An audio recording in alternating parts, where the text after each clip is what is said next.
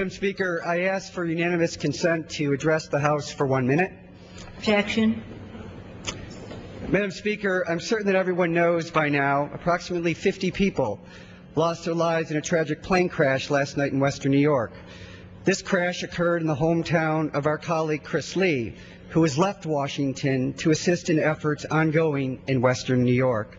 I know that the whole House joins Mr. Lee, Mrs. Slaughter, Mr. Massa, and me in offering our deepest condolences to the loved ones of those killed in this tragic event, and in offering tremendous gratitude to the firefighters, emergency personnel, and other first responders who bravely worked through the night and are still working today to deal with this accident. I would now yield to my western New York colleague, Mrs. Slaughter. Thank you, Mr. Higgins. I appreciate very much your yielding to me. We've suffered a terrible blow in western New York. Got home last night about midnight to turn on the television to see the suffering of my people, and my heart breaks for upstate New York. Our worst fears were confirmed when we learned that no one survived that crash and that one person on the ground was lost. They were less than 5 minutes away from the runway at the airport that might have saved their life.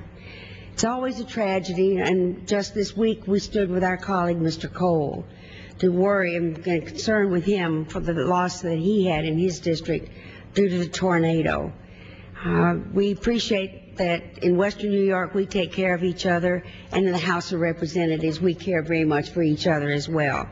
The first responders and all the citizens of western New York who rushed to help, and all the officials of New York and Washington and the local officials have our thanks and our good wishes.